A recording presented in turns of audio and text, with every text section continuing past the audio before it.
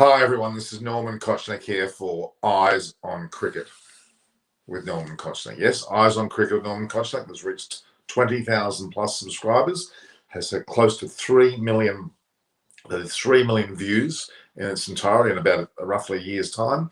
We've had a number of aspects of this is in fact well over 900 videos that I have actually produced in the so-called year that I've been involved. I'm very proud of that.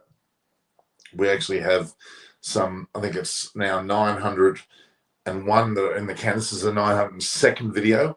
The 312th live, we've had 590 recorded. I think there's another live coming tomorrow, which will be the preview of the full Ashes. This particular session right now is the full review of the India versus New Zealand two-test series, with the first test, of course, being a draw, albeit it could easily have been an Indian victory when they had New Zealand 9 down on the last day with bad light failing.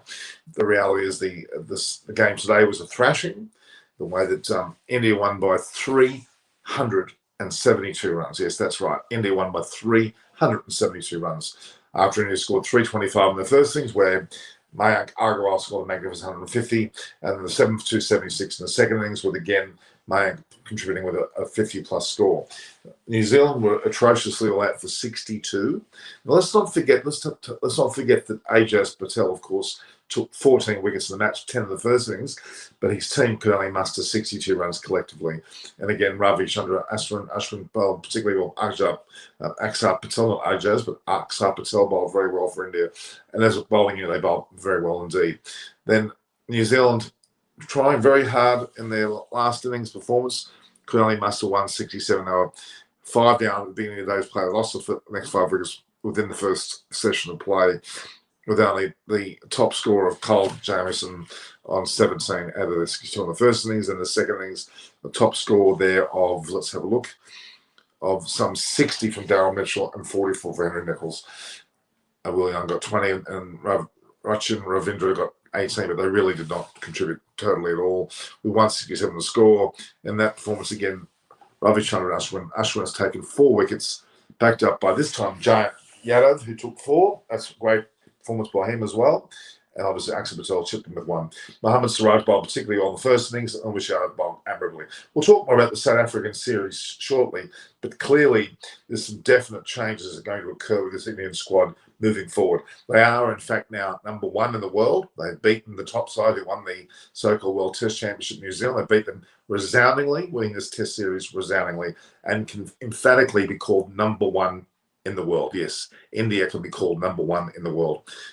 Don't forget that Virat Kohli has now as captain in all 3 formats. He's got more than 50 wickets in all 3 formats. In fact, this is his 50th Test win. He's got 150 odd in the ODI series as captain, and also more than 50, I think 59 in the T20. So he is the most successful captain across all formats, the first one to reach 50 wins across all formats. We can't forget that as well. So India going forward, Rahane was not notably out of this test, so was Ishant Sharma, both based on injuries. I have to wonder about that a little bit, but Jadeja will come back into play. But you have to sing your praises for the batsmen that have taken over the mantle of what Rahane may have had. Shreyas Iyer arguably was the man of the match in the first test. Second test, Mayank Agarwal, with Ashwin winning the overall series in both tests. So really going forward into the Indian series, which they're going to be announcing it very shortly. In fact, they're leaving within a couple of days. That Indian side will, in fact, will demand to have Shreyas Iyer and, of course, Agarwal there and Shubman Gill as a part of that makeup.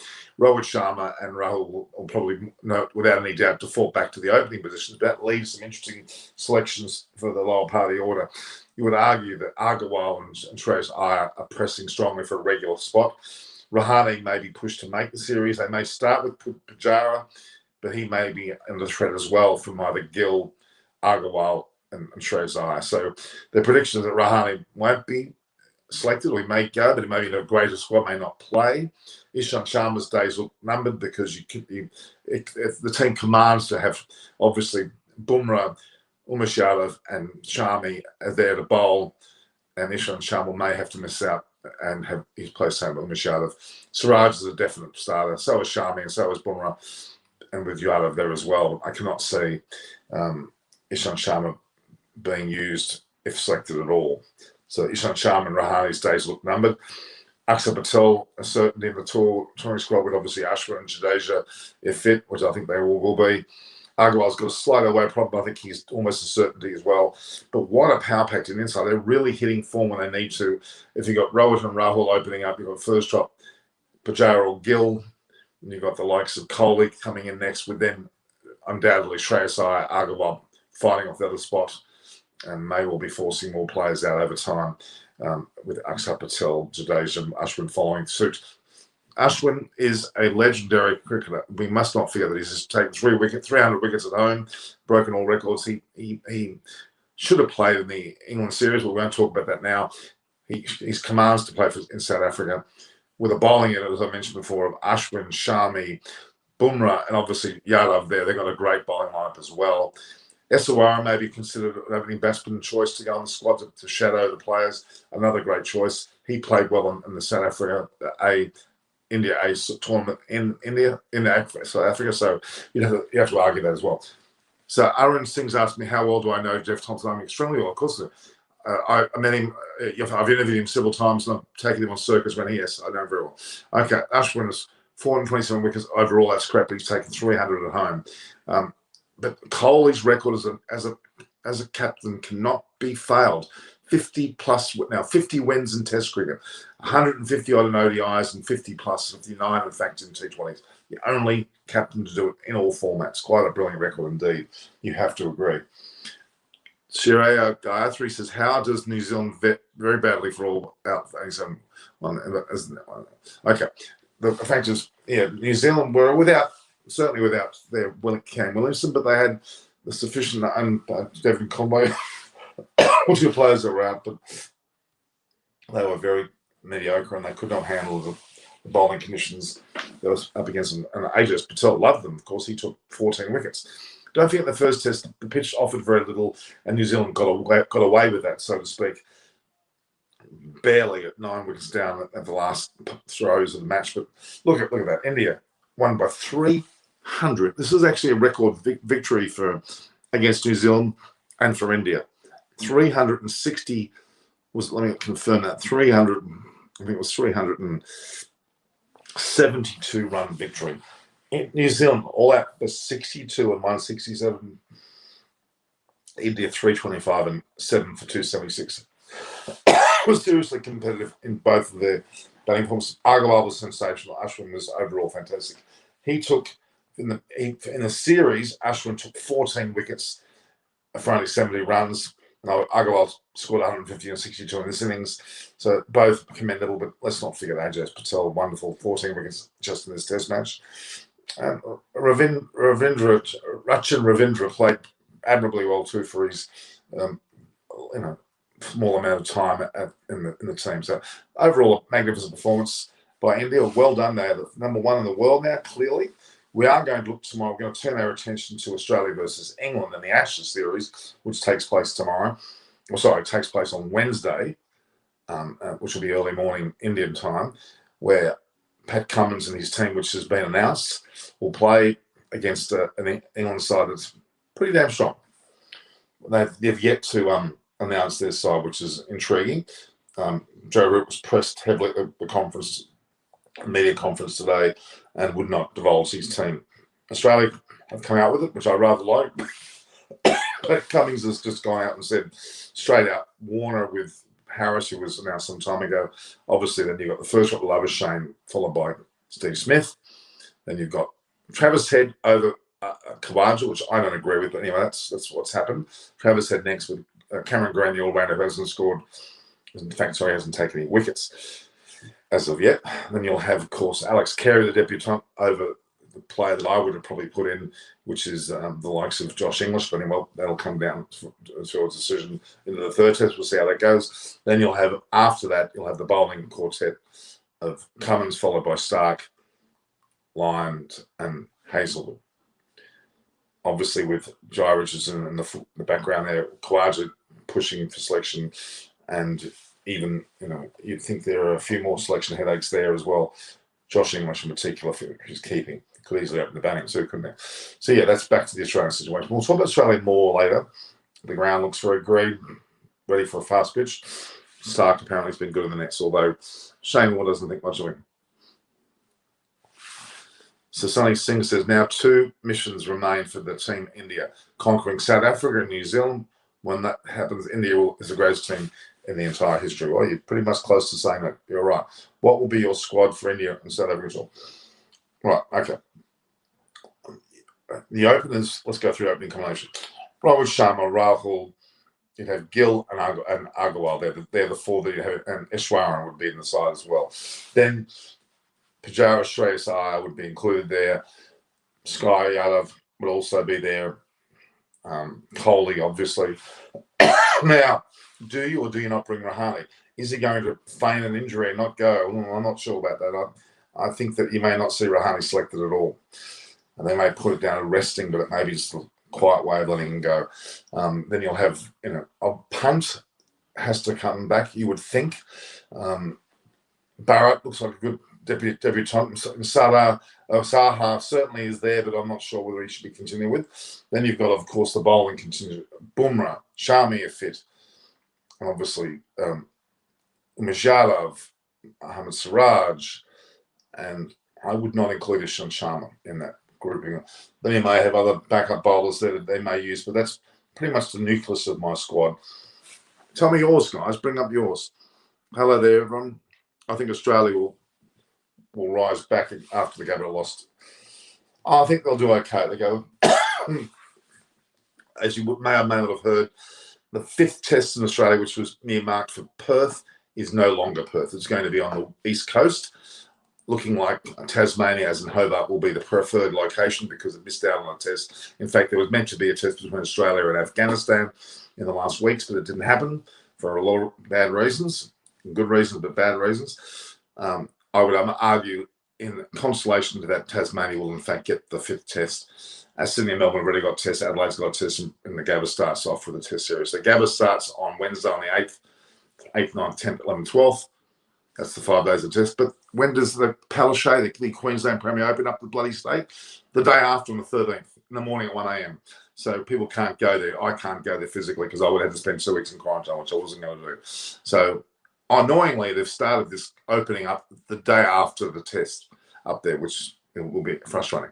Then the moves to Adelaide, where I will be there on the 16th, 17th, 18th, 19th, 20th. That'll be the second test match at Adelaide. Will be a day, night of starting, a more palatable time for Indian audiences, certainly. Then we move to the 3rd test, which will be on Boxing Day, the 26th of December, and that will be in Melbourne at the MCG. 4th test will be in the new year, January the 5th. There's a bit of a gap there. Of course, I'll be there as well.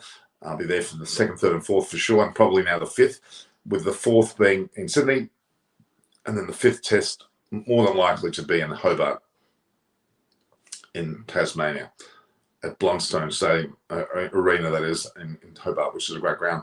Probably suit the English. So I would predict that Gabba will go Australia's way. Adelaide, because of the day-night circumstances, and Anderson board attack will go England's way. 3rd test, Melbourne will probably go Australia's way. 4th test in Sydney will probably go England's way.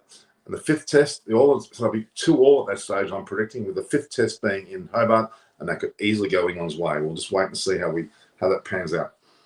All the best for the Ashes. Thank you, Parvin Pithwala. In today's time, Kohli's for sure. Kohli's been amazing. 50 wins as a test captain, some 151 or thereabouts in ODIs, and a further 59 for 220. The best captaincy record of all time across all 3 formats. No one has won 50 test matches as captain, 50 plus matches as captain in all 3 formats of test, ODI, and T20. So we've got to give him some credibility there. That's a brilliant effort. And Kohli, he didn't get many runs, yes, we know that, but I don't think that's the issue here. I think it's his captaincy is all important too. I think India will struggle in South Africa pitches. I think if they've just played in Australia and they've done exceptionally well there, I would argue that will be a much better hunting ground for them than they think. They've got a great pace attack. Shami, obviously, Bumrah, Yadav, Siraj, right up there, and top-notch players. You would have to give them some credit for that, and they would have to be considered a pretty good chance of doing well there, in my opinion. when will interview? Oh, I'm going to be with this open discussion with Joe Ridd all the time. Patel will play in IPL, I think. Which Ajaz Patel you're talking about? Oh, we would hope so. Ashwin is 35 already, 420 wickets. How far can he go? There's no reason why he can't go like Anderson up to the age of 40. I think India will struggle and say, I don't think so. In today's time, Mushfiqur Rahim is greater than team in itself. I'm not sure about that. A captain is as good as a team. Indian team is good, not just Kohli. That's true. Absolutely. Pakistan is a great country. Well, that's debatable. I can't. But nothing I'm mad about. They're never better than Pakistan. I'm not going to get into a topic like that. They're both good countries, leaving that. Patel will play in the IPL, yes. Young Indian spinner, I'm not showing potential. India will struggle after Ashwin. No, that's not true. Axar Patel looks fantastic. Giant. What was Giants? For the momentary lapse of Giants' last name, who played today, he looked fantastic. He took 4 wickets, for God's sake. Of course, it was. So look at Giant Yadav took 4 for 49. Magnificent. Ajaz is overrated. Well, you can't say that. He's just taken 14 wickets. Which team Rashid Warner will join in the IPL? Probably both the new teams, as in either the Gujarat Ahmedabad team or the other team. And I've just got a mental block. Any of the new franchises, I would argue.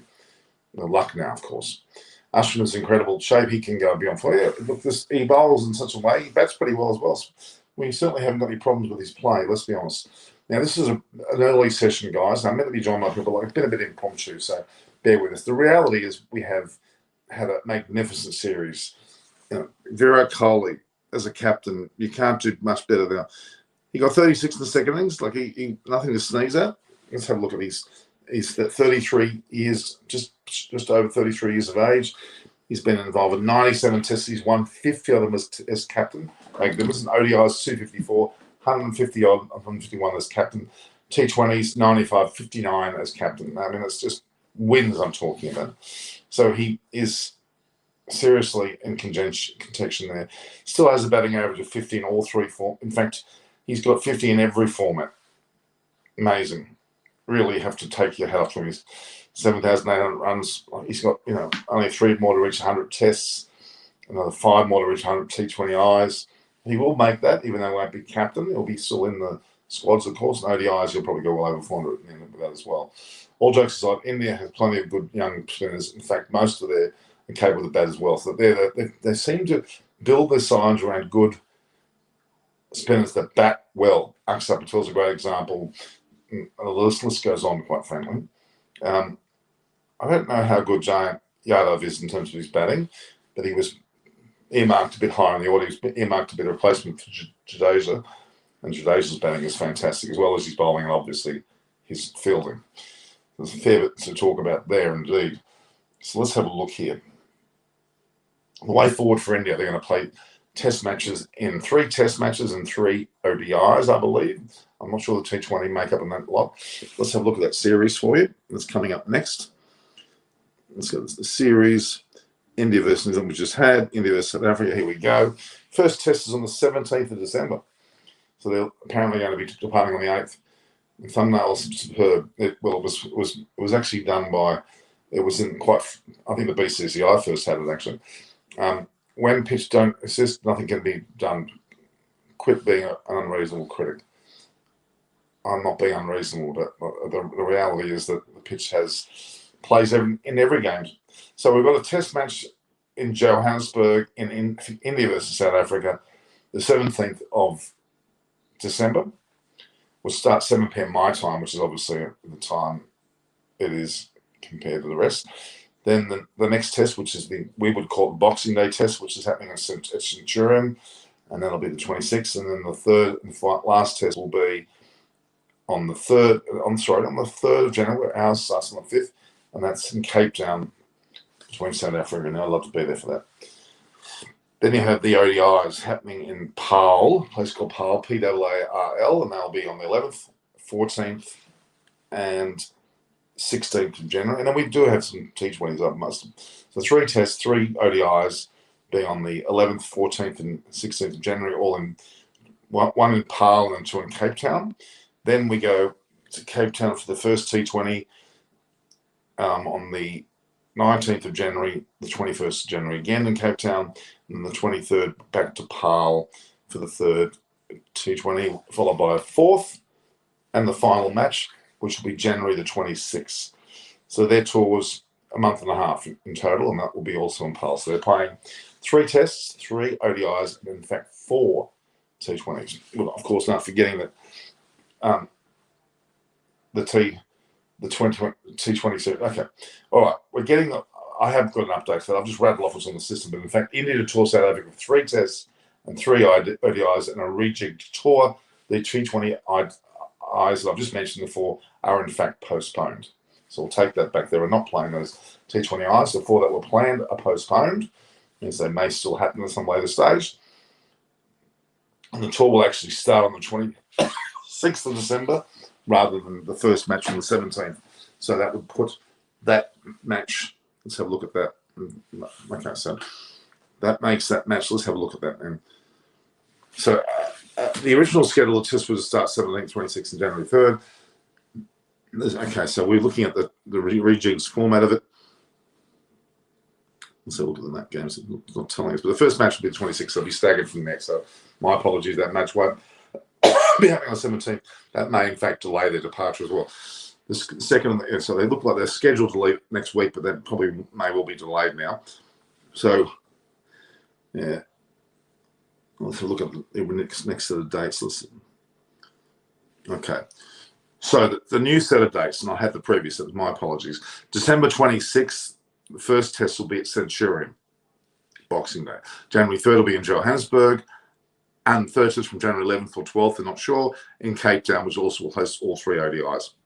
So Centurion, followed by Joburg, ending in Cape Town with a test match there 11th, and also 3 ODIs in Cape Town. So that's the plan of that at this point in time. I'll repeat that.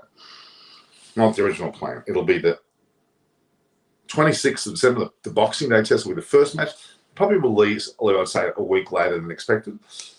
Not next week, the week after. So it'll be a situation. The 26th of December will be the Centurion test, January the 3rd. Will be the Joburg test, and then January 11th or 12th. The date's not certain. Cape Town, and followed by 3 ODIs in Cape Town. So Parle won't get any games, and there'll be no T20s. So the 4 matches are reduced in that total. My Ashes prediction, there's Islam. I think I talked about that already. I think 2-2. I mentioned it earlier. I said first match, Gabba will be Australia. Second, Adelaide will be England. Third test, Melbourne will be Australia, which will make them 2-1 up. Fourth test, they'll lose in Sydney. 2-2. Then the 5th test in Tasmania and Hobart could well go either way. It won't be a conclusive Australia 3-2 victory. It's going to be 2-2 with a nail-biting last match. And I don't even think England might get across. Wait and see. So Theo got his 39th test win of 51%. I believe it was his 50th test win. I thought it was his 50th test win. We'll have to confirm that. I believe it was his 50th. We'll confirm that. Stats analyst, all records. Let's look at the captaincies. Batting, bowling.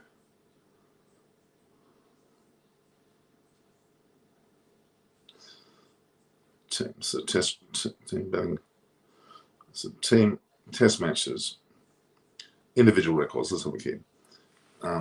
Plays most matches in the career. Captains, most matches as captain. Well, Coley has actually had 66. No, I'll stand corrected. He's had 39. But you are right, not 50. But where am I getting that 50 from? Because maybe it's the percentage of 59%. I'm not sure. But I thought he won 50 tests. He's won 39. So there's a mistake there. But actually, he did not lose 50 matches. He won 39 and drew 11. So that's probably more what they're looking at as a stat. He's actually been captain of 66 test matches, 66, and his strike rate or percentage win rate is 59%. Only Ponting was 62, and Steve Orr was 71 up or in front. Now Williamson, let's say Williamson was in front at one stage, but let's see where he is now. Okay, Williamson. Yeah, Williamson's dropped off to, well, not dropped off greatly. Yeah, 57%. So actually, Coley is now has the third best winning percentage behind Steve Waugh and Ricky Ponting. Third comes Coley. Williamson's also dropped off now. So that's your third best percentage as a captain is Virat Kohli. Only behind, okay, the top is 71% with Waugh, 62% with Ponting, and 59% with Kohli. The World Test Championship, by that acknowledgement, was New Zealand in that match. But in terms of the standings, the top ranked team in Test cricket is India, as we speak. Okay.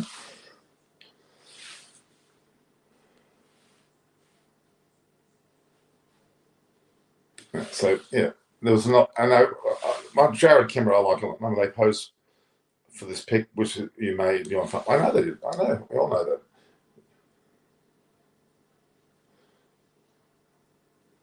So who thinks Jared Kimber's a joke? I don't think Jared Kimber's not a joke. He's a good friend of mine, actually. I like him a lot. Daniel Alexander, I don't know much about him at all. I have no thoughts because I don't know him that well. But Jared Kimber, a lot of respect for him. Khawaja should be in the Test team. Yes, I agree. I think Travis Head.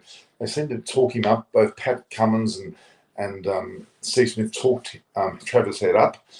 As if it's almost as if they don't want Khawaja on the side, which I'm a bit disappointed about that. And I believe Josh Inglis is a better keeper than Alex Carey. So even though Australia's got a pretty good team, I don't think they've got the absolute best keeper and the absolute best middle order batsman there in Khawaja. So Travis had bloody well better perform early on, because if he doesn't, he should be out as quick as he comes in. Nor when they actually pose for this. I know that it. Because it wasn't random.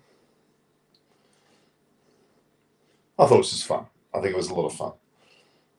It just goes to show that Ajaz Patel and Rachin Ravindra both have strong Indian backgrounds, and they're very proud of the fact that Ajaz Patel got this 14-wicket haul, 10 in an innings, at his home location where his cousins or relatives live in Mumbai. Let's not take away from Ajaz Patel for a moment here. Only 3 bowlers in the history of 144 years of cricket, which is ongoing, has anyone got a 10-wicket haul. Jimmy Laker, back a long time ago, and then, of course, Kumble. Then Ajaz Patel, he's the first New Zealand, he's the first, there's been no Australian, there's been no West Indian, there's been only the one Indian, so it's been I don't think Marcus Harris said that. Yeah, I would actually put Khawaja to open with Warner. Labuschagne perhaps the first shot with Smith, and then I'd have, and that's interesting, where would I put him then? I'd do a lot more changes, but we'll leave it at that. Maybe Harris can bat low on the order. I don't know. Ashwin has more runs than Pujara, Kohli, Rahane this year. Yeah, well, that says a lot about Rahane in particular. Pujara's surviving, and Kohli's just who he is. He's a monumental force. He has to stay. He's won. Has he won 39? Let's have a look here. Let's do a double check on that. I just want to check on that. Okay. In terms of winning matches won, Graham Smith's got 53, Ponting's got 48, and then Kohli's on 39. I think let's have a look what Steve Waugh has. Mark Taylor's only got 26. Steve Waugh, where's his figures? 41. Yeah, so okay. Most actual victories. Graham Smith 53, Ponting 48, then Steve Waugh 41, and then Kohli 39. So Graham Smith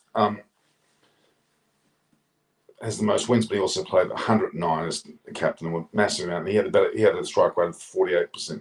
Still pretty good, but not 59, which Kohli's got. So really, Kohli has a couple more to beat. He's currently 4th in number of Test wins and 3rd in the percentages, which is just brilliant. Graham Smith is a long way away in front of the winner, but he's not percentage-wise, that's for sure. It's War, Ponting, then Coley in terms of percentage of wins, and then it's Smith, War, Ponting. In fact, no, Smith, Ponting, War, and Coley in terms of number of tests. So, we could easily see Seymour was captain for only 57 test matches.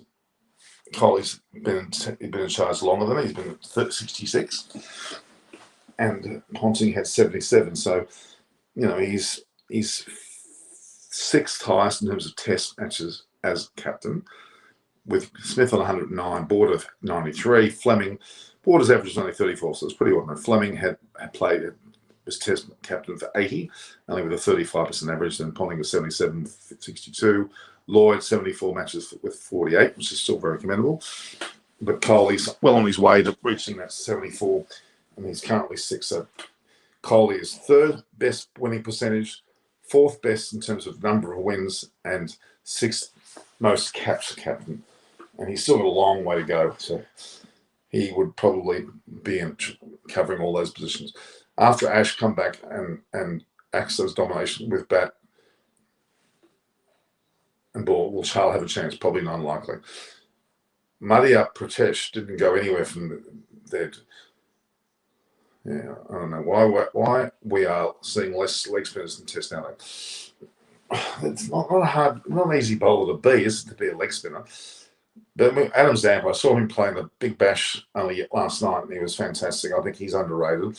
I don't think Mitchell Swepson's number 2. I think it should be Adam Zampa, to be honest with you. And behind line, that's my thoughts. I mean, even Ashwin Agarwal is pretty good, but Mitchell Swepson's overrated too. The 3 tests wins away to beat War's record. Okay. But in terms of 3 tests, it's not away, they're just simply wins. It's not about away wins. So, 39 with 11 draws. So he's out of his 66 matches as captain, he's won or drawn 50 of them and only lost 16. Amazing record, really. See, Smith had 27 draws and 53, 60. He had 80 games where he didn't win or lose. So, well, he did win at least or not lose. Yeah. Okay. There we are. There's a bit of a quick update. So, India definitely ranked number 1. Kohli has won an amazing amount of test matches and ODIs and T20s as captain. He is going to have a 3-test series now, which will take up to 69 tests, you would imagine. And maybe we'll go to 42 and then usurp War a number of wins and be then only behind Ponting and Smith in terms of number of wins. Kohli's, top shelf in all brackets, and we can't deny that. And deserves resoundingly, doesn't he? He really does. He's been fantastic. All right, let's see if you are brainwashed with your region card and bias. Who's that? Who's that? We've got some Chandimal Hasi. Oh, here it is.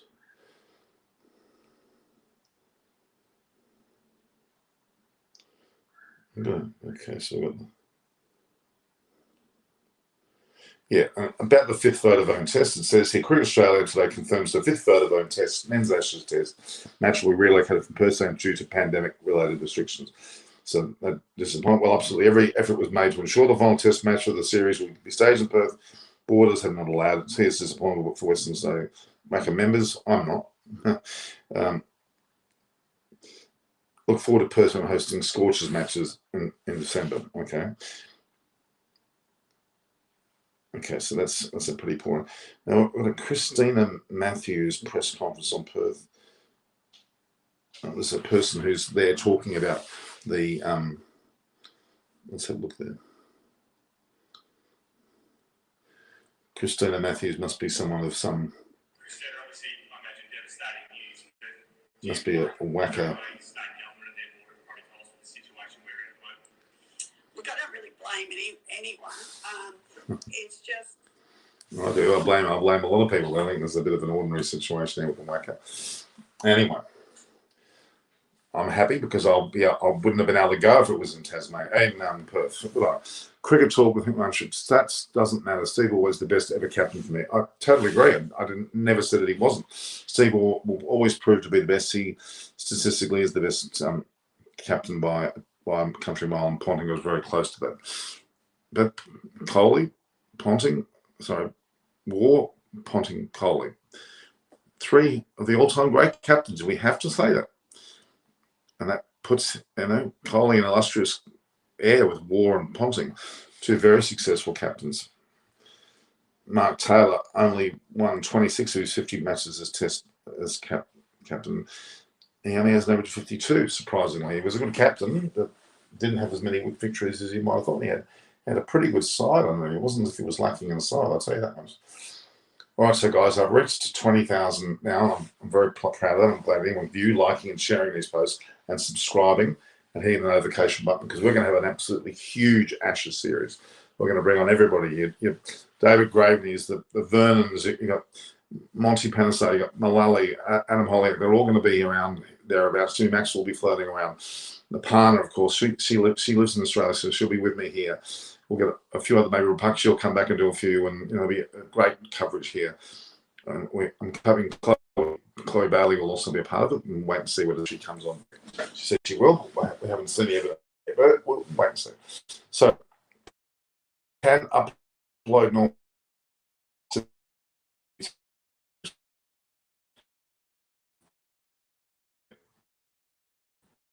One of my favourites. So, WBBL. Yeah, she was, but I'm afraid she's not doing anything right now. But I'll say it's not her fault. The politician there running the place. You can't.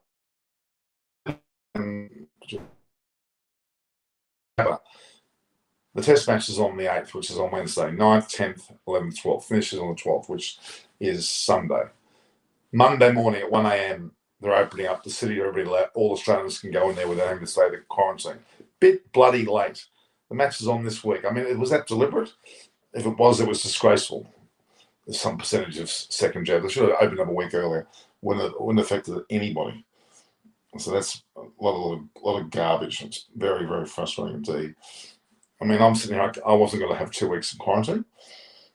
It wouldn't have been my style. I don't want to do that. So, yeah, that would have been not what I wanted to do. So it would have been the only result that I would have had, would be to spend 2 weeks in quarantine in my own country, which is absolutely crazy. Absolutely crazy. Okay, so we've got this one saved now. That one, let's just see. Let's see what, should I put up that press? I guess I should. It's fairly important, I think, from a test perspective. We do actually hear what she has to say. Who knows?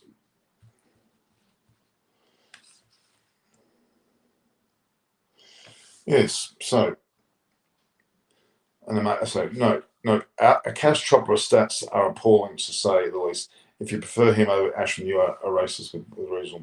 Oh my God, who's talking about race with regional bias? I'm not sure where that's coming from.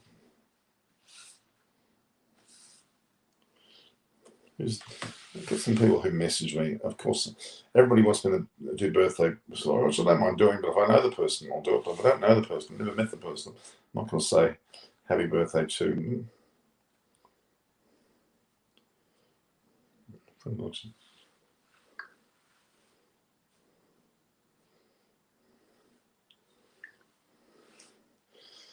Yeah, so the BBL, I was there. I think you would have heard me talking. BBL was there. You had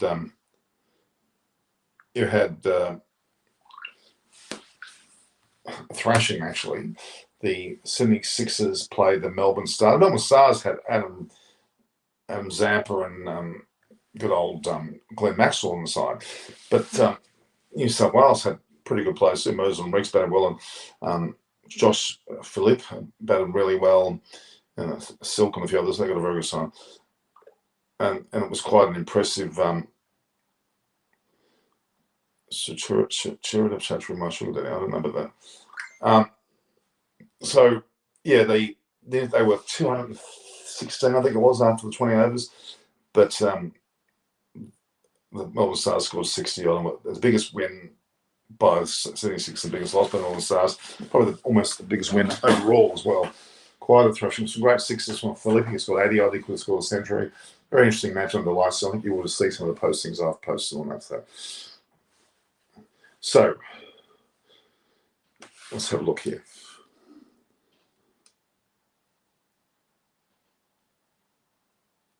NPT, I'm not sure what reverse. Okay, so we've had a magnificent day, a few days in Australia regarding the build up to the Ashes, the teams. We're going to talk about that more tomorrow, and I'll have more English-centric guests, some Australians. I was hoping to get a few Indian commentators too to get their kind of neutral point of view. Also very good, so we'll have that happening. So, no, it's been a very exciting few days. We've had a magnificent win by India. Let's just go through that again. Kohli again, 66 test matches as captain, 39 victories, 16 losses and 11 draws. Magnificent. The win-loss ratio is 2.43. There's only a few people have got better than that. And Steve Waugh is by far the best captain. Ponting is second. Kohli at this stage is third, with Graham Smith in that mix as well. MS Dhoni was captain for 60 matches. He won 27, lost 18, and drew 15. His win percentage was 45. And Kohli, of course, is 59. So there was a distinct difference there. There is a distinct difference. He certainly has won more matches. And, you've got to take it. Yeah, there's been some great photographs come out of the series. Mumbai, Wankhede Stadium, what a great stadium. Wankhede, the Ahmedabad's pretty good. Obviously, Kolkata with Eden Gardens. Firoz Kola in Delhi. Chinnaswamy Stadium in Bangalore. And then you've got the Madrid, Chennai, the Tamil Union ground, I think it's called Tamil. Yeah. It's a great location. It's some great stadiums. Thank you. Kanpur wasn't bad either. I had no problem with Kanpur. I like that stadium. I don't see your name anywhere. What are you talking about? I'm not sure what this is all about. There's some. Okay. Which bowlers not in the ICC Test rank? Ashwin or Pope Cummins after Ashes match? What bowlers are not in the ICC Test rank? I'm not sure. In terms of stats, I think they're both in, to be honest. I think they're both in. There's no issue with the way that is. And I've got lots of videos there on Mark Wood, not Mark Wood, is it? No, it's Mark Wood, yeah. Wood and Ollie Pope, the bowlers and batter, talk. And you've got Cameron Green and Steve Smith, who's like tall and short. It's quite a funny one. And you've got Pat Cummins and Joe Root, very polished gentlemen, talking, and they bring all six together with Ian Healy and have a bit of a pre-series chat with massive looking Baramarani's on. Okay. Hello, Baram. How are you? You can't talk? Pardon? Where are you? I'm just in the park. My son is playing, so That's good. So looking So at him, India did and very I well. thought join your show. India did Yeah, very well. and India definitely did very well. So big defeat for New Zealand if you look at the number of runs. And second thing, what this test match proves, like after Aksar taking 10 wickets, it shows that cricket is a team game and not an individual game. Like Aksar taking 10 wickets and still being on the losing team end.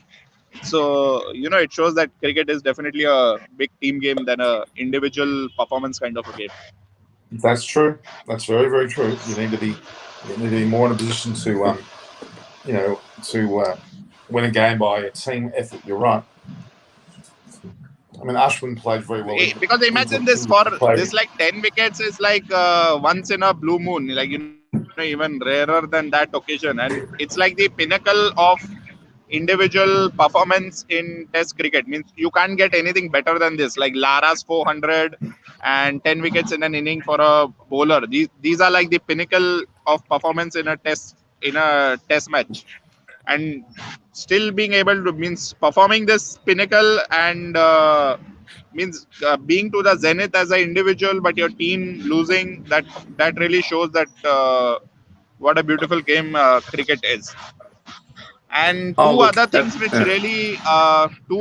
which really also was good, or I can say something I'll remember about the test was, one was Pujara hitting a six. Let me tell you, a tear just rolled down my eye when I saw that Pujara hit a six.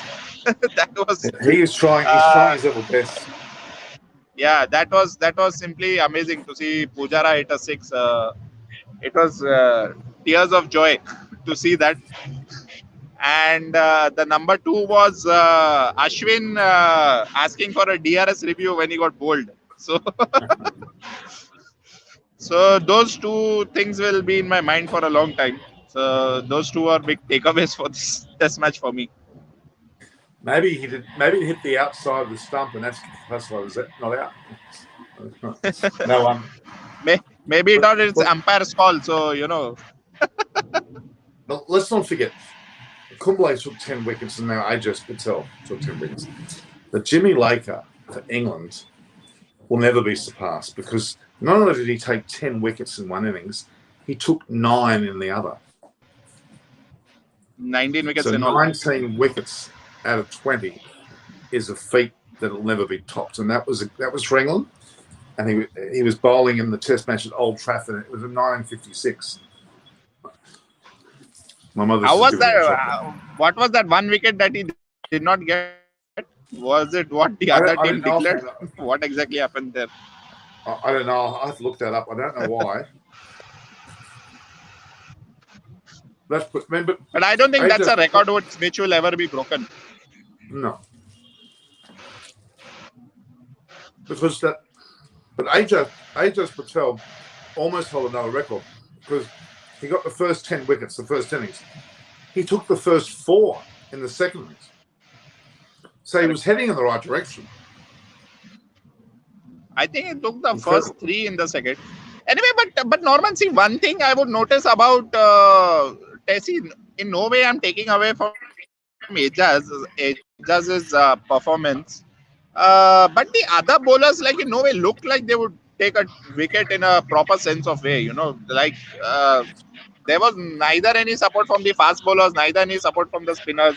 Only I would say Tim Saudi looked somewhat reasonable, but Saudi looked okay. That's what I'm saying. Just okay. I'm saying par. But Jamieson was below his normal self, way below his normal self, I would say. And Somerville was out of question, and even Rachin Ravindra was way out of question. So only guy who looked as if taking wickets was Ajaz Patel. It came to such a situation that he was the only guy who was looking to take, as he could take wickets. So it ended up him getting all the 10 wickets. It was a very unique structure happening over there. You see, having a player like Neil Wagner's side, that wouldn't have happened either, because Neil Wagner never really takes a few wickets, no matter what the conditions. He's a clever bowler. Yes. Somerville shouldn't have been picked for New Zealand. They should have picked Wagner. That was a mistake. Bolt was injured, wasn't he? That's the reason why he wasn't there. Yeah, so Jimmy Laker lived from 1922 to 1986. Correct. And 1959, so that was 1956. So, he was well in his 30s. 19 wickets. That's by far the best.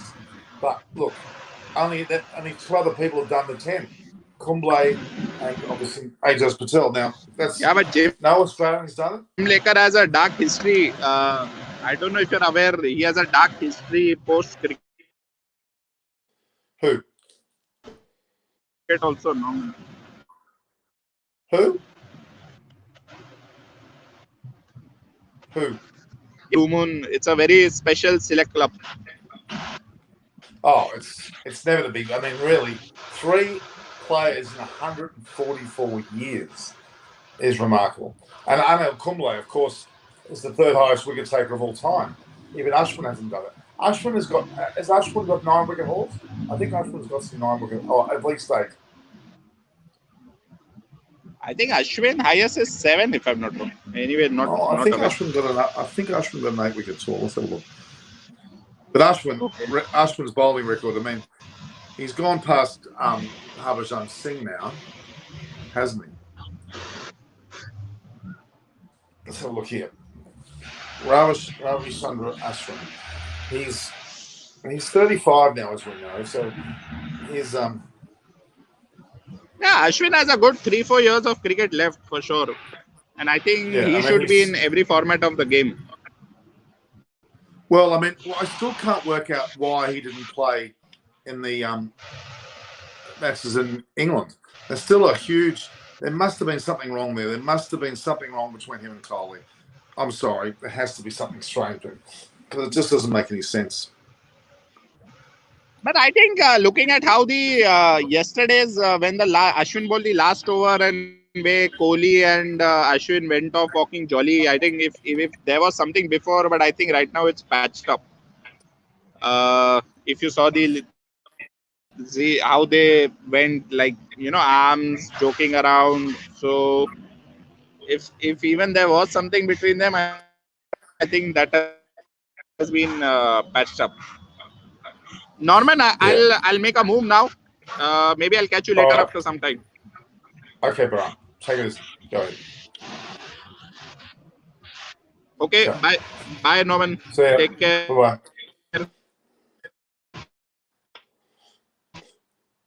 So Ravichandran Ashwin now is currently 1, 2, 3, 4.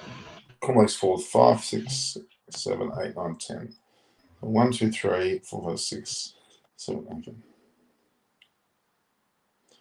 Okay, so Jadeja, Herath is 10th, Hadley 11th. Ravichandran Ashwin is now ranked 12th best in terms of wickets taken. He's gone past Pollock and Ravichandran Singh. 14, 15, 16. Lyon is still 17th. Having not got his Ashwin's gone to 427. He is now 12th. So he's got to get another 6-7 wickets, does Ashwin, to be in the top 10 bowlers ever, which is pretty damn good. He will only be behind, Kapil Dev's on. He's hot and tails. He's only 7 wickets from Kapil Dev, which would then only put him behind one bowler, Kumble. So he gets another 7 wickets, does Ashwin, make it 8. He'll go past Kapil Dev and only be behind Kumble, which has, now Kumble has, of course, 619. So he's streets ahead at the moment. And I'm pretty sure that Ashwin will try his level best to beat that. He's got less than 200 to get, about 190, or about 88 to 190. Let's have a look exactly. He's got to get 192.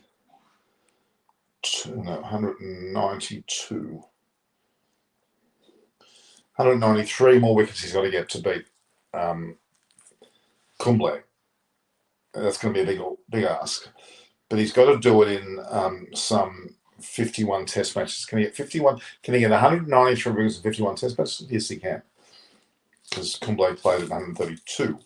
So Ashwin has moved to 12th, ahead of Pollock, who's on 13th. Ravichandran Singh's 14th. Akram's 15th. Ambrose is 16th. And then Lyons is 17th.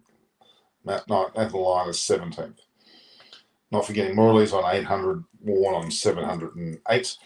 Anderson 632, Kumble 619, McGrath 563, Broad 524. He's ranked 6th. Broad he's in the series, and so is the third best Anderson. It's pretty good. Walsh 519, then Stain is 8th on 439. Kapil Dev, as we talked about, he's 9th actually. Rangana Herat, it's got 433. Hadley 11th. Yeah, so Ashwin's only got to get another 8 wickets. He will actually go all the way into the top 10. He'll be ranked 9th, be only behind Stain. So really quite amazing. Yeah, Ashes are ready, all right, guys. Certainly, we're not far from an Ashes series. Today is the 6th. It's on the 8th, the morning of the 8th, which will be very early morning of the 8th in India. So just on that for a little moment, you'll see I've got many guys. Please look at my videos. I've got videos of all of the actual launch of the Ashes. Quite interesting to watch. But 30 odd minutes in total. I broke up the 4 videos. It's all there. And a separate interview by Joe Root as well. Now, this lady there, she's talking about the purchase. I don't know whether it's how much interest that will be. But that's what's going on here. Okay. The reason why Bram had to go, his kid went outside the play area, which is fair enough.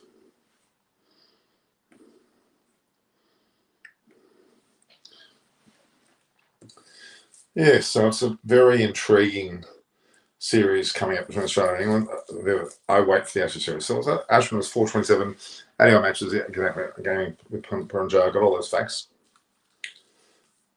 We've got those facts and they're awaiting us now, so they're all there. A series of this. This is the 900th, and let's have a look. So 2 days left. It's actually less than 2 days. It's a day and a half. You'll be waking up very, very early to watch that match, I'll tell you now.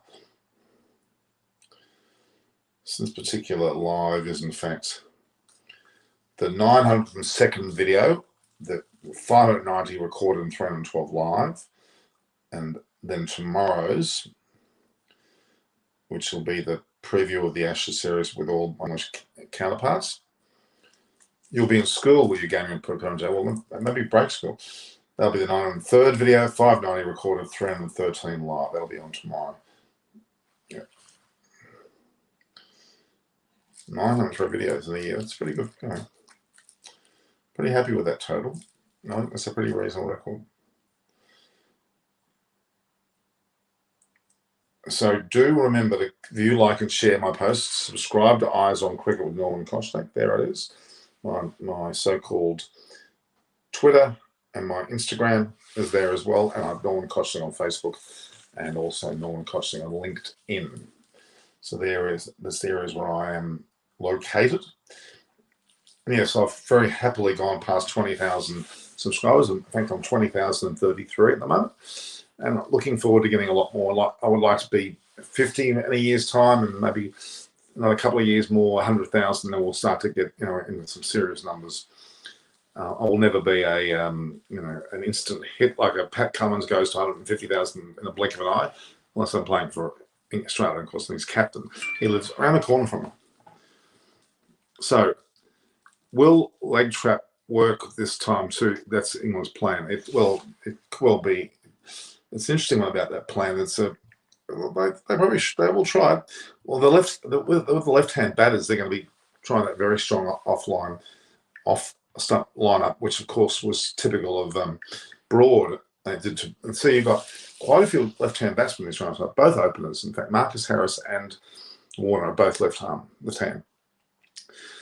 Ravichandran Smith are not. They're right-handers. Then you go straight into Travis Head, who's left-hand. Then you've got Cameron Green, who's a right hand. Then you go to a keeper, Alex Carey, left hand. So you've got 4 in that top order there. And would have been the same with Khawaja was inside. Then you've got Starks also left hand. It's not the 5th. And I think that's it. The rest are all right handers. So 5 out of the 11, which is close enough to half that you can get. So any news on the England squad? Well, no, there hasn't been, but the likeliness of their team are pretty clear. They're very unlikely to change their opening batting lineup. I think Hamid and Burns will be given the Guernsey, and Milan will give first choice, but it will have the likes of Zach Crawley there as well. Then you would think that Root will go in number 4 and Stokes number 5, and then you'll have both Butler and Bairstow in 6 and 7, or whatever order, and then you'll have the bowlers. Stokes will add to that bowling lineup by being in the batting side, and you'll have Leach in there, but I'm not sure he'll bat. Then you'll have Ollie Robinson, who can certainly bat. Obviously, Broad and Anderson both will play, in my opinion. And that's your bowling line. So that's your bowling line. So I'll go through it again. Hamid and Burns with Milan ahead of Zach Crawley for number 3. And they've got 4 Root, 5 Stokes, 6 Bairstow, 7 Butler, 8 Ollie Robinson, 9, let's say, Broad, 10 Anderson, Levin, Leach. Now, whether Mark Wood gets to be in that situation, he may come later, but he may come early. We're not sure where he fits in. They may not have Anderson on board in the first match, but I think they will. A very stable England side, to be honest with you. Ollie Pope won't be playing.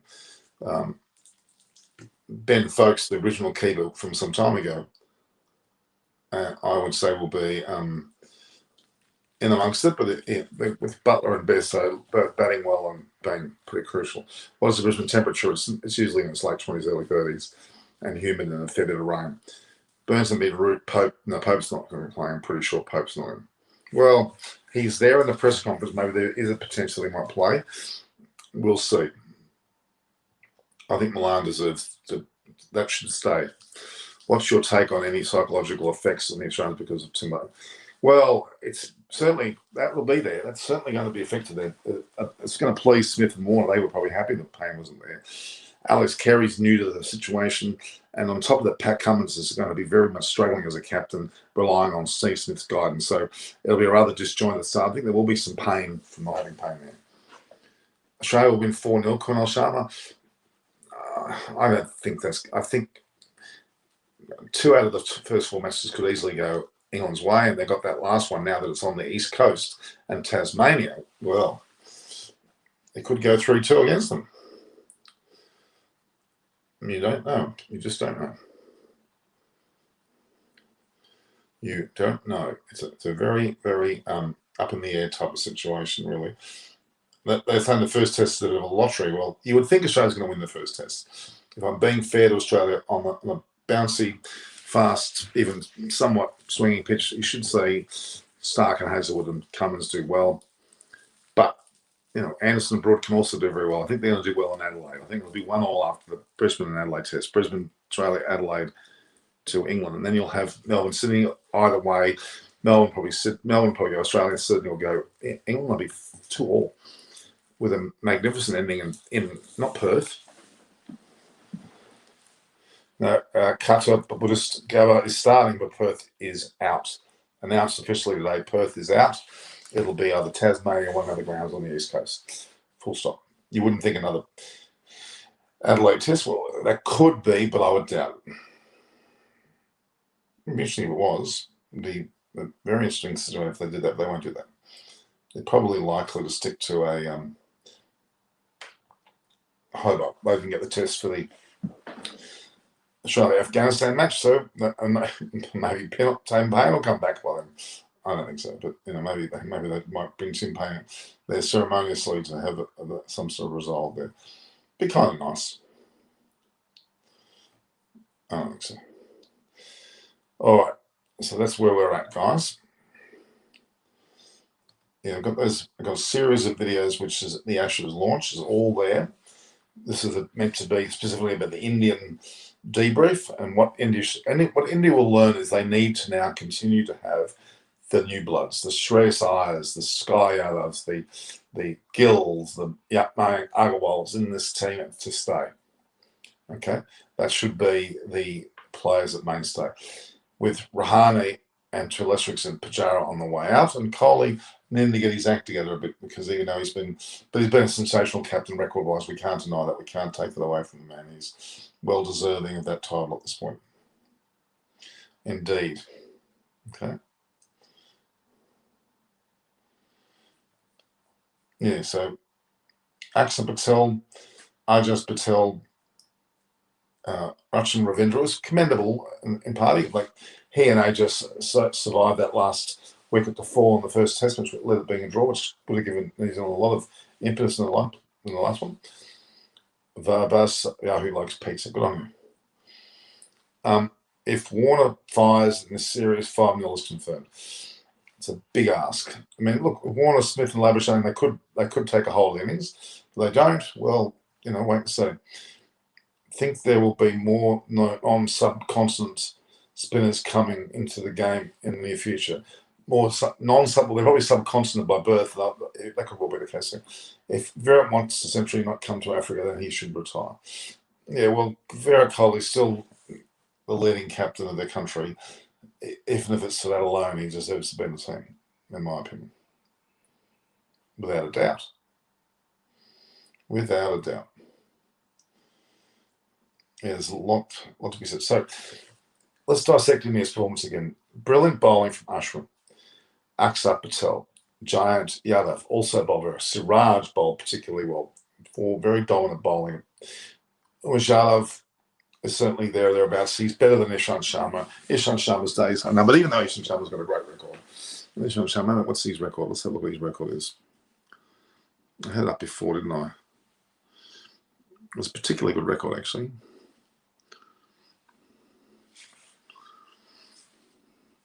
Oh, he's been a legendary bowler for Australia. Still Ashes' favourite, locked on the line to the beginnings of the Summers area. That's true. Australia still favourites. You can't say that conclusively. Oops. Let's have a look here. Stats. All records. Bowling records. Okay. Best figures in innings. Let's have a quick look at that. Okay, so Laker took 10 for 53, Kumble 10 for 74, and Patel 10 for 119. Laker took 9 for 37, and that second is amazing. So he's got literally the top two performances. Murali took a 9 for, Hadley took a 9 for, Abdul Qadir did. Bevan Malcolm, Murali took another 9 for. He went very close. Murali went very close to taking a couple of 10. Kapil Dev got a 9. Safraz Nawaz got a 9. Noriega, who played for West Indies. Gupte for India got 9. Sid Barnes for England got 9. Tayfield for South Africa. Arthur Maley got 9. So Maharaj got 9. Maharaj got 9. That's where it stops. Broad got an 8. Remember that innings very well. Yeah, so Morley got a 9 twice. And Herat got 1. That was very typical for them. And I think those would have been in there. That was in Colombo, in Kandy. Oh, Morley took a 9 for at the Oval, so that can't be specifically to his home ground, can it? So that's pretty impressive. Yeah, so that's certainly an impressive set of stats there. So the times that the 10 wickets were taken in 1956 and then 1999, so that's what, 43-year gap there, and now a further 22-year gap to now. So Kumble took his in Delhi, Patel took it in Mumbai. So Patel took it in Mumbai at a ground that he's not, well, he was born there, but it's not his home ground. And Kumble did it in his home country, and Laker did it in his home country. So yeah, that's a little bit helpful that the conditions well enough to do that. But yeah, look, Laker got 19 wickets. That would have been some statistics. Let's be honest, that's huge statistics.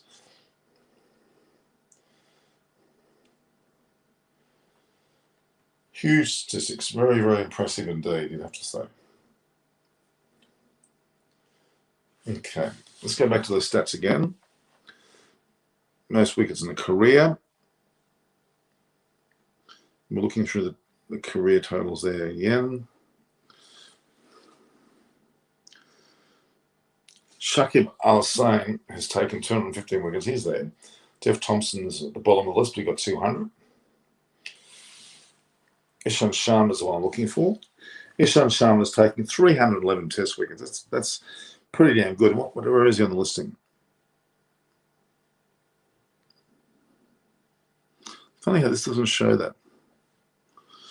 He got 311. He's played 105 test matches for 311 wickets. He's Southie's ahead of him, but the rest are behind him. So it's pretty good. Big demand, Patel. Yeah, he'll be in big demand, right? Just for having the firepower of someone who's had that sort of stat. It's pretty good. Pretty damn good. As is your help from me, guys. I really appreciate it. We've had a pretty damn good series, albeit a bit short. So again, the test matches in South Africa start later, not 17th, actually 26th of December. In Centurion, they go Joburg and then Cape Town. 3 tests and then 3 ODIs, all in Cape Town. No T20s, all 4 T20s are gone. And it's a slightly more condensed time frame. So, yeah, that's interesting a result, we have to argue.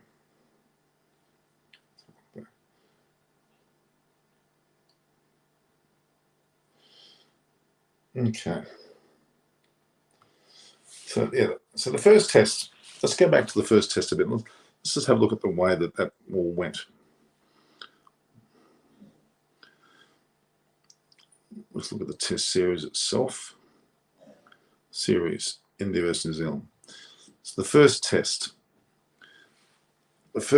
India again won the toss and batted first, and both times they scored 345 in the first innings in Kanpur, followed by first innings in Mumbai 325. So very similar opening innings scores. And both Shreyas Iyer and Agarwal both got centuries in both of those innings. New Zealand just scored 296, so a better first innings compared to the 62 in Mumbai.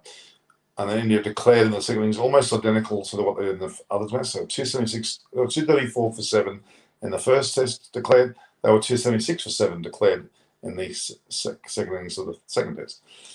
But New Zealand could only get, in fact, they were 9 for 165, but in the second innings against India, they were all out for 167. So New Zealand could easily have been out for a very similar score in the second innings in both test matches. So similar. New Zealand were really not in the hunt in both matches, and India could easily win 2-0. They won 1-0, but they won 1 with a draw, and they were clearly the more dominant. Ajaz Patel took 17 wickets in the series with 14 in one test match. Ashwin took 14 in 4 innings, so he had an average of 11 as opposed to Ajaz's 22. So clearly, Ajaz Patel had 9.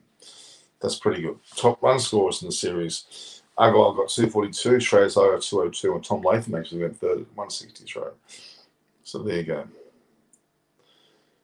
Quite impressive little series that one was. Ashwin, 14 wickets after being not bowled one particular match against England. You'd think he would have got quite a few there. Yeah, but anyway, he would have been the top 10 of all-time bowlers by this stage. And he's 12th now, but he'll go well into the top 10 and could, if he's fit and stays around for about 4 or 5 years, let's say 4 or 5 years, he will probably surpass Kumble if he can. He's on the right curve to do that. You would argue. So it's pretty impressive, guys, indeed. All right, so this series we can wrap it up very shortly. It's been a great series. Very, very impressive series. Any last thoughts, guys? How big a part did Ross Taylor's failure to come? Yeah, Ross Taylor didn't really seem to be really a part of the series. Williamson was pretty good in the first test, but second he didn't play. Yeah, Williamson was certainly missed. But look, England beat New Zealand, top teams. I'm sorry. Kohli was out of the first test. And they had Ravichandran out for the whole lot, Rahul out for the whole lot, Punt out for the whole lot. So all weighed up, India now ranked number 1 in the world. Well, they should be raring to go to play South Africa. South African bowlers will test them, but the batters you'd think would be a bit of an easier mark than what we saw there. So that's probably going to be the situation there. Okay, it's been a pretty good series. I've been pretty impressed with the way that's gone. So onwards and upwards here for India. Great story indeed.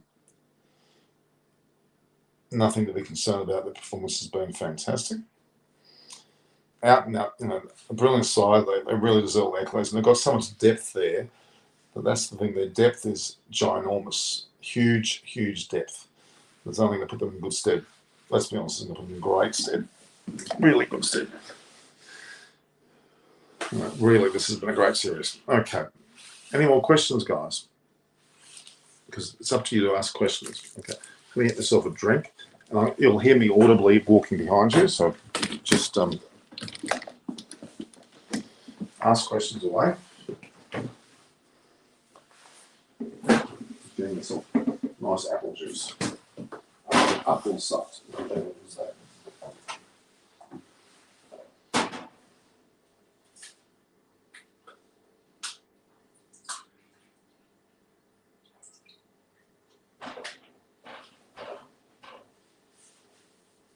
You there, guys?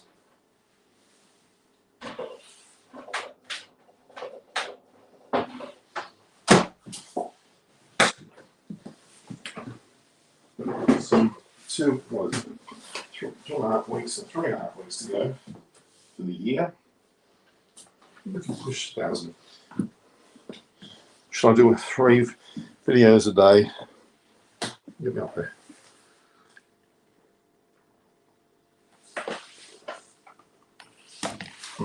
I must have need a drink, guys.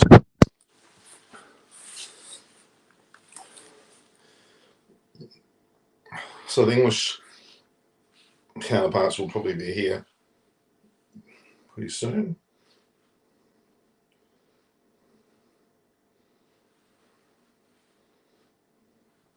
It's a great picture. Certainly was a great picture. Of course it was staged. It's a clever thing to do. A bit of fun. Indeed. All right, guys, we might end it there for this series. We're looking at a pretty good series indeed. India having beaten New Zealand 1-0, could easily have been 2-0. Ashwin, the player of the series, followed by Agarwal and Shah winning their matches as players of those matches. Akshar Patel being one up the rear of that and doing very well.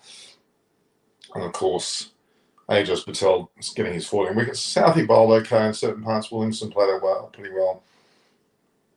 Latham had a pretty reasonable series as well, but without Devon Conway, I missed him, certainly.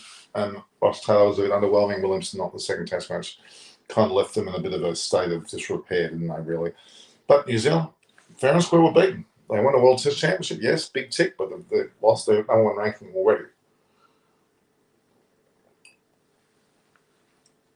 Leaves India the top ranked test team in the world. They'll play against South Africa in 3 tests. They'll win that. And once they play New Zealand at home, they've beaten everybody everywhere. So it's a pretty damn good result all round for this Indian squad. They've got great depth. I mean, look at this: Agarwal, Gill, Shreyas Iyer, Sky Kumar, Ishan Kishan even floating around. They're all trying to win down spots. Burrows, keeper. You know, you've got some pretty damn good numbers there. The players are all in a great position to do well. So I've got the Ashes launched there on pretty much all day. Plenty to look at. I think we're going to end it there, guys. So thank you very much for your time. I appreciate all the work that you've done throughout the series. We're now coming back to my neck of the woods for a while to watch a couple of test matches. The first and second test will be on, and it'll be into the third when it becomes the first in South Africa. Then our fourth will be your second, and then the fifth will be your third. So we'll all be pretty close. Thanks, guys. Talk to you soon.